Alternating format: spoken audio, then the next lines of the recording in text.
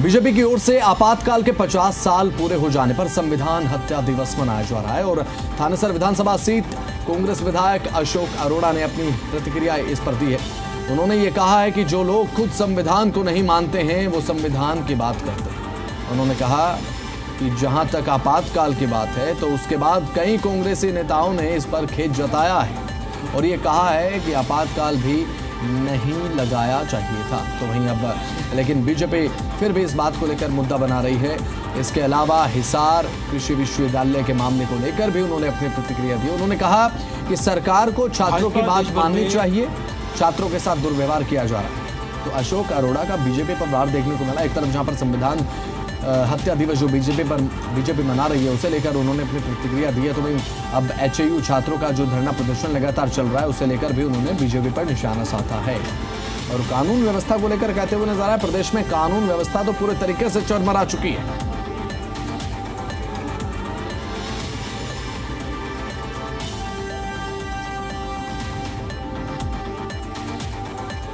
भाजपा देश भर में आज के दिन को संविधान हत्या दिवस के तौर पर मना रही है और आपातकाल के 50 साल पूरे होने पर हरियाणा में भी हर जिले में प्रेस वार्ता की जा रही है। हमारे साथ कांग्रेस के वरिष्ठ नेता और थानेसर से विधायक अशोक अरोड़ा मौजूद हैं, से बात करते हैं। सर, जो ये भाजपा जो ये लगभग हर साल इस तरह का कार्यक्रम आयोजित करती है और आज भी 50 साल पूरे हुए हैं आपातकाल के, तो संविधान हत्या दिवस के तौर पर इसे मनाया जा रहा है, क्या कहेंगे? मुझे हैरानी है इस बात की कि जो लोग संविधान को मानते ही नहीं, जो लोग कानून को नहीं मानते, वो लोग संविधान की बात करते हैं।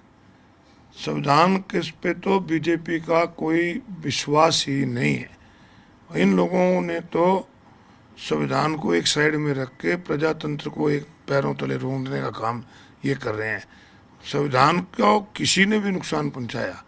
जहाँ तक ये इमरजेंसी की बात करते हैं, वो एक समय था जिसके बाद पार्लियामेंट में कई बार कांग्रेस के नेताओं ने उसके लिए खेद भी किया कि वो समय इमरजेंसी का लगाने का नहीं था, परंतु आज उस बात को मनाते हैं और ये लोग रोज तोड़ते हैं संविधान को। तो इन्होंने कभी माना ही नहीं है।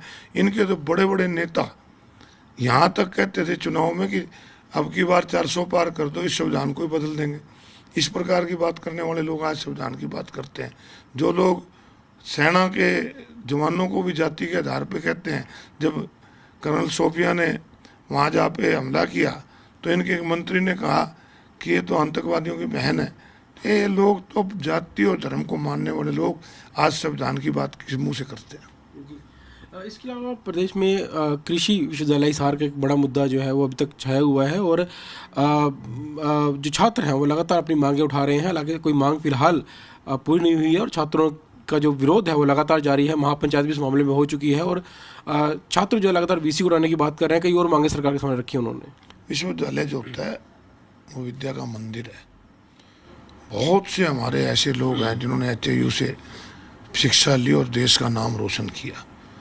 वो बच्चे वहाँ पर पढ़ने के लिए गए और किस प्रकार से उनको पीटा गया, किस प्रकार से उनको बेइज्जत किया गया, सारे लोगों ने मीडिया में उसको देखा है, आपने भी देखा होगा।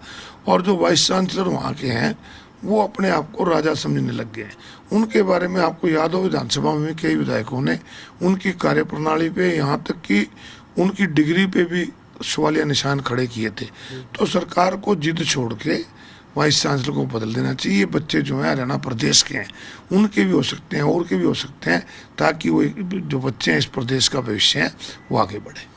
लेकिन इसमें एक नया मोड़ तब आया है जब छात्रों का विरोध तो था ही, लेकिन महापंचायत हुई, उसमें किसान संगठन भी आ गए और कई राजनीतिक दल जहां उनके विधायक और कई नेता भी वहां पर पहुंचने, उसके मौजूदगी में महापंचायत हुई है।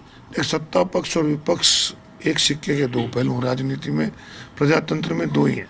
जब सत्ता पक्ष लोगों पर जातियाँ करे, सत्ता पक्ष लोगों की बात न उठाए और छात्रों को कितने दिन हो गए वहाँ धरने पर बैठे को, उनकी कोई बात ना सुनी जाए, तो निश्चित रूप से विपक्ष की जिम्मेवारी है कि वो सरकार पे दबाव बनाकर बच्चों की बात सुनने के लिए कहा जाए। तो महापंचायत में इसलिए शामिल हुए कि सरकार बच्चों की बात सुने। कानून व्यवस्था पर क्या कहेंगे? बहुत चिंता का विषय है कि हरियाणा प्रदेश जैसे प्रदेश जो एक शांति प्रिय प्रदेश है, उसमें लगातार लॉ एंड ऑर्डर की स्थिति बिगड़ती जा रही है। और यहाँ तक है कि गैंगस्टरों के डर से शराब के ठेके देने वाले भी बोली देने नहीं आते और बहुत से ऐसे आईलेट सेंटर के लोग हैं जिन पर गोलियां चलाई गई हैं, जिनसे फिरौतियां मांगी गई हैं, और बहुत लोग ऐसे हैं उनको मंथलियां देते भी हैं। तो इस मामले में कोई राजनीति ना करके सरकार को बहुत सख्ती करनी चाहिए और गुंडों को सबक सिखाना चाहिए। जो अपने हरियाणा प्रदेश आज नशे की मंडी बन गया, आज अपराध की मंडी बना है। इसको तोड़ने के लिए पुलिस को सख्त कदम उठाने चाहिए। आपातकाल 50 साल पहले लगाया गया था, उसके बाद कांग्रेस के कई नेताओं ने इसको लेकर खेद भी जताया और साफ तौर पर कहा है कि उस वक्त आपातकाल नहीं लगना चाहिए था, लेकिन इसके बावजूद भाजपा जो है लगातार इस दिन को लेकर, आपातकाल को लेकर हर साल इस तरह कार्यक्रम आयोजित करती है, जो शर्मनाक बात है।